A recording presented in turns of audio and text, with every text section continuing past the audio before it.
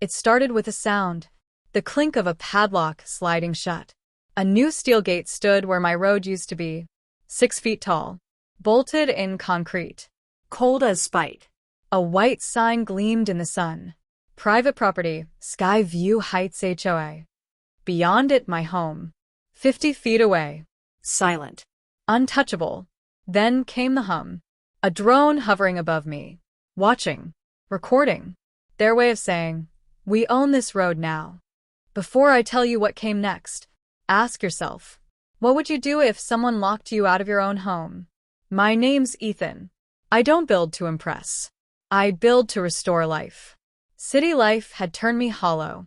Noise, traffic, deadlines pretending to matter. Then I saw it online. Lot 42, a half-ruined mountain lodge above Sky View Heights. It wasn't a listing. It was a calling. The ad said, access road difficult. I should have read that as battleground. When I first stepped onto that soil, I knew this wasn't just land. It was a heartbeat buried under dust. My lawyer checked everything. Lot 42 sat outside the HOA. And I had a recorded easement, a legal right-of-way through their road. Paper-proof security. Or so I thought. 6 months. That's how long I lived in a dented RV, rebuilding that broken lodge. Every hammer strike was a heartbeat. Then one morning, I found a letter, taped to my windshield like a scarlet warning. Cease all activity immediately. Signed, Carol Albright, HOA president. I went to meet her. She didn't offer a handshake. She offered a smirk. That access road belongs to us, she said. Comply with our standards or sell before we take action. That's when I realized this wasn't about rules. It was about control. So I built higher. Posted a sign. Private property, easement active. Her counterattack came fast. Trash service cut, deliveries blocked, trenches dug overnight. When I called the police, they said, civil matter. HOA jurisdiction. That's when I understood. She wasn't just enforcing rules. She was waging psychological warfare.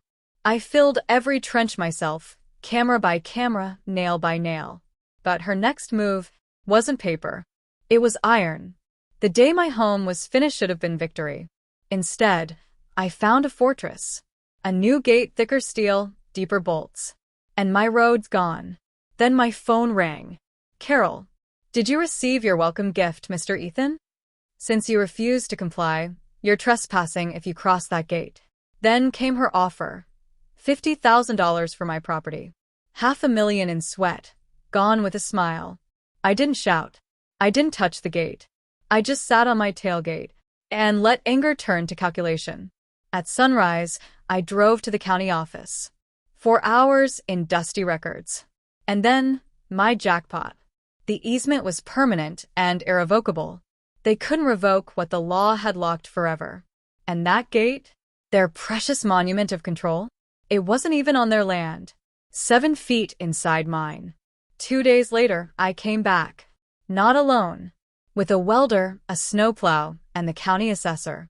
Carol was waiting, sunglasses and smugness. Another unsightly vehicle, Mr. Ethan? Frank, the assessor, unfolded his map, dropped a marker into the dirt. This gate, he said calmly, is 7 feet inside Lot 42. HOA is trespassing. Color drained from her face. That's impossible. It's official. Frank cut her off. Remove it or face charges. I turned to my welder. Cut it. Sparks screamed through the morning. The gate hit the ground. Carol's scream followed.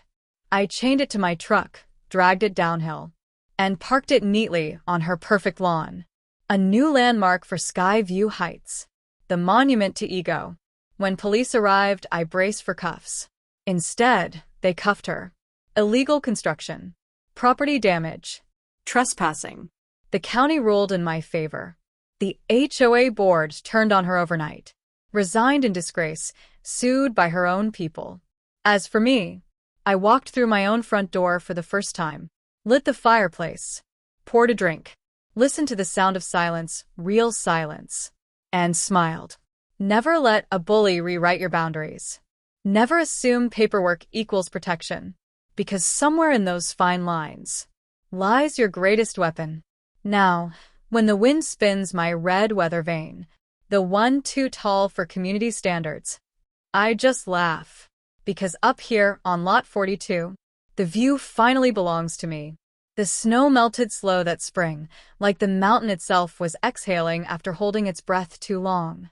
For the first time in years, the road to my home stayed open, no chains, no locks, no threats.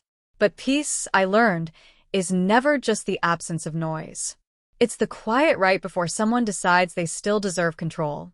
2 months after Carol's arrest, Skyview Heights HOA held a special election. A chance, they said, to rebuild the community's reputation.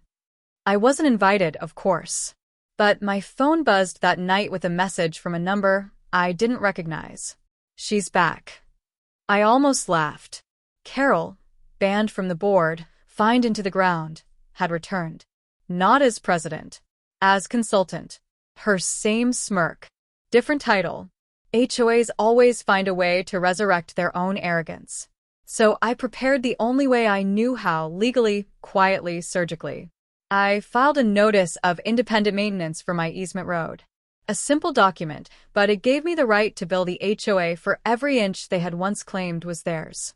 Every repair, every gravel load, every fence post now cost them money. Within 6 weeks, the new treasurer called me. Mr. Ethan, about these invoices. They're accurate, I said.